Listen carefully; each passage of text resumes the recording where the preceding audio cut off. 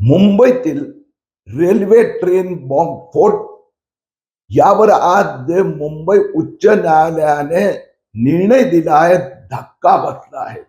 निश्चितपणे 2006चा तपास, त्यानंतर लिगल रिप्रेझेंटेशन न्यायालयात मांडणी, या त्रुटी राहिल्या असेल, परंतु मुंबईकरांना न्याय हवाय. ते जे अतिरेकी आहेत ते फाशीवर लटकलेच पाहिजे.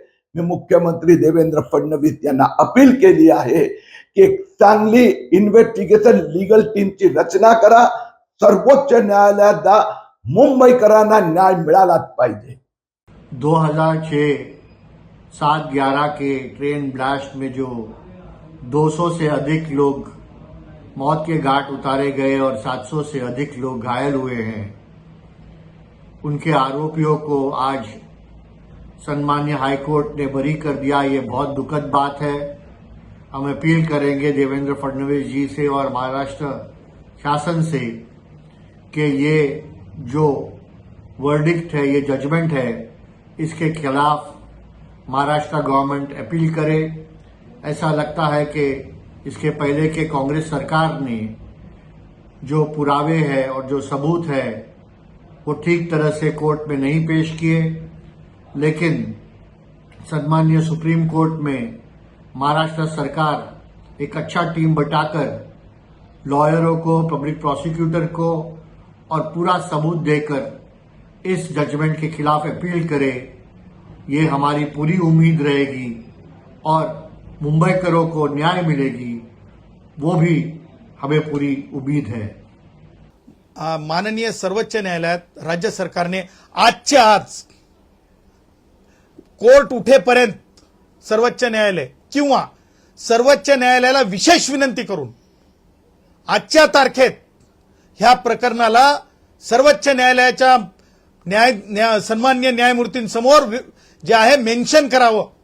आणि माननीय उच्च न्यायालयाने जे सांगितलेलं आहे, पर्सनल बॉन्डवर सोडा आरोपींना. जोपर्यंत सर्वोच्च न्यायालय या प्रकरणाची पुढे सुनावणी करत नाही आणि सर्वोच्च न्यायालय या बाबतीमध्ये आपलं मत व्यक्त करत नाही किंवा काही अंतरिम निकाल देत नाही, तोपर्यंत आरोपींना सुटकेच्या संदर्भानं राज्य शासनानं आपले विशेष वकील उभे करून व्हर्च्युअल मोडमध्ये हो किंवा फिजिकल मोडमध्ये हो, सर्वोच्च न्यायालयाकडे विशेष विनंती करून, जर उशीर 5 वाजल्याच्या नंतर झाला असेल, 4 वाजल्याच्या नंतर जर झाला असेल, तर मान्य न्यायमूर्तींच्या निवासस्थानी हे प्रकरण मेन्शन करावं. कसंही असो, कसंही मेन्शन करा, परंतु ह्या प्रकरणामध्ये जे आहे स्थगितीसाठी आज राज्य सरकारने पुढाकार घेतला पाहिजे, अशी मागणी, अशी विनवणी जी आहे तमाम हिंदुस्थानांच्या वतीने, तमाम देशभक्तांच्या वतीने, तमाम भारतीय संविधानाला मानणाऱ्यांच्या वतीनं आम्ही राज्य शासनाला करत आहोत. जर अशी विनंती झाली नाही, जर आपण केवळ न्यायालयात जाऊ इथपर्यंतच आज थांबलोत, तर मुद्दा असा होईल की माननीय उच्च न्यायालयाने जे निर्देश दिलेले आहेत, पर्सनल बॉन्डवर सोडा. पर्सनल बॉन्डवर जर आरोपी, कारण ह्यापूर्वीच्या एका सर्वोच्च न्यायालयाच्या निवाड्यात म्हटलेलं आहे की आदेश आल्याबरोबर जेल अथॉरिटीजने आरोपीला मुक्त करायचंय.